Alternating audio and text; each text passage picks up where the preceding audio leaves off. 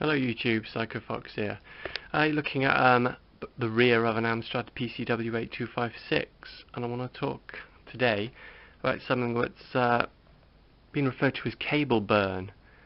And we'll be looking into that in a little minute and have a look at some photos of some examples of this process from my collection. But yeah, so cable burn, what is it? Well, if you ever got one of these computers, or any old computer really, out of storage, and notice where a wire has been in contact with a case, it seemed to have sort of melted and etched its way into the surface. You also get it on Sega controller leads, Master System 1, where they touch the polystyrene, they sort of weld themselves to the polystyrene. So this is a good example as to what might be happening. This PCW dates from about 1988, and it's been in storage, I'd guess, since at least 2000. It's not been in my possession all that time, but that's when they were sort of, phased out for PCs. People gave up on them, and this cable's really tightly wound. And I've seen this, what's been called cable burn, over the years, and I've always thought it was a power issue. Power. Because you always see it at the back where the cables are coiled up. So you think maybe someone's powered it with the cable coiled, and it's, the cable's overheated and melted the plastic. But I've also seen in, like I mentioned, controller cables. I've seen it on keyboard cables as well, which only carry 5 volts. Keyboard cables have sort of scarred their way into the plastic of the keyboard housing. So there's something more going on here. It's not related to heat in that way. So I thought we'd untangle this, because I can tell this is well and truly welded to the plastic, and this demonstrates that this has been too tightly coiled to be powered. So whatever's going on is a reaction, and we'll untangle it and give you a little look, and we'll do a bit more investigation, see some more evidence of this. So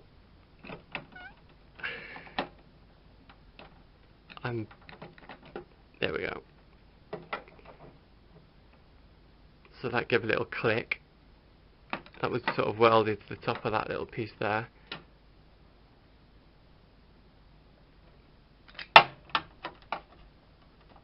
See how the plastic's been etched. If I can focus. The plastic's been etched there by this cable.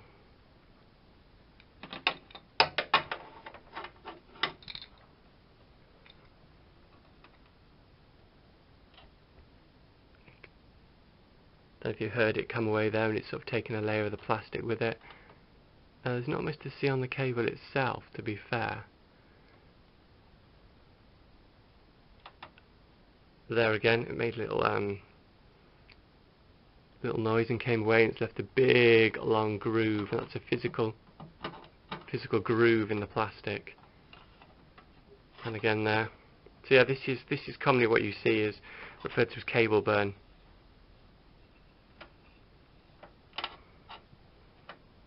I mean, this is the first time this cable's been uncoiled for 20 years or so, probably.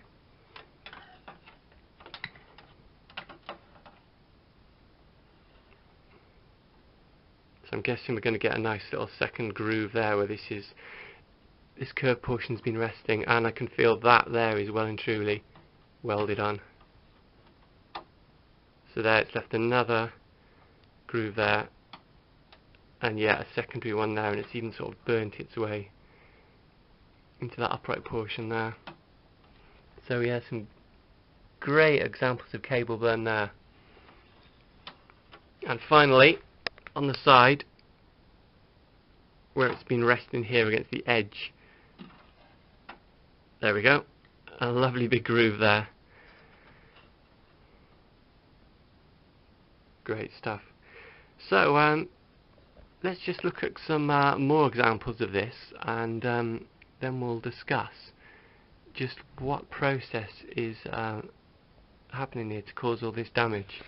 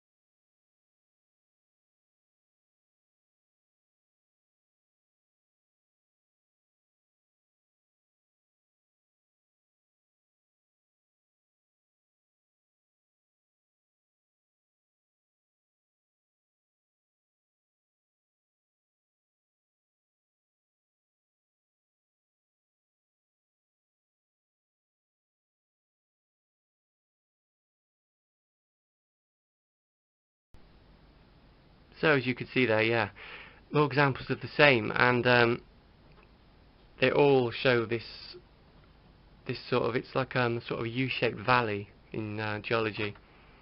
U-shaped sort of, the profile of the cable has melted its way in. So right, you've seen some more examples of this. You might well have seen it on some of your own machines. So I decided to try and get to the bottom of just what was going on here, because it's puzzled me for quite a while. So I contacted a couple of academics who work in the field of plastics. So with their insight hand, just what is at play here, and why are these cables melting into their surroundings over time? So firstly, before we get into this, we need to sort of understand what materials are involved here. The plastic casing is what's known as ABS plastic, and that's acrylonitrile butadiene styrene, and you can see why they call it ABS. And these power cables and keyboard cables, controller cables, they're covered with PVC, which is polyvinyl chloride.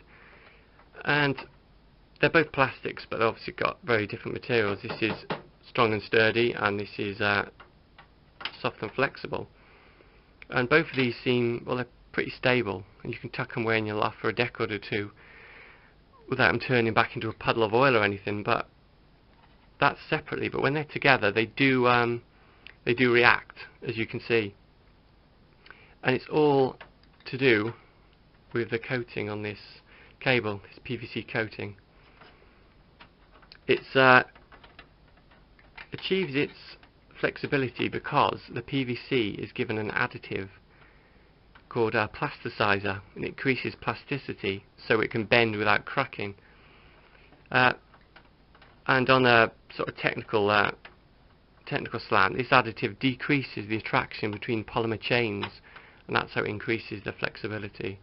And that's the reason the cable can be coiled up so neatly, like you saw here. That's why it's so flexible. However, those additives, they're not completely stable. Over time, they can migrate out of the polymer matrix of the PVC, and this process is known as blooming.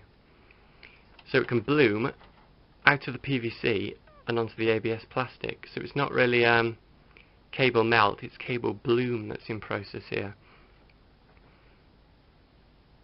And as such, these plastics such as this can be known as malignant plastics, because they're not stable and they can cause damage to other plastics and surfaces they come in contact with, as you can see quite clearly there. So there's not much you can really do to stop this blooming, and it's something you should take into consideration when storing your retro computers and consoles. It's going to happen. So what I suggest doing is coiling up your PVC cables and putting them in a bag, just so they're not directly resting on any surface such as plastic or polystyrene that could cause a reaction. Otherwise you're going to get scarring such as this. So right, yeah, mystery solved. It's actually the PVC cable, additives blooming out of it and causing this scarring effect. But luckily with this particular computer, it's tucked away at the rear here, so you don't really notice it. But I've seen it on other machines where it's quite apparent on the front of a keyboard, etc. So it is something to take into consideration when storing your retro machines, because yeah, that looks a bit of a mess. But well, hey, chicks dig a scar, right? So yeah, but anyway, I hope you've enjoyed this quick little look at cable bloom, and I'm glad I finally got to the bottom of it, because it's something that's always puzzled me, especially you see it a lot with these old Amstrads.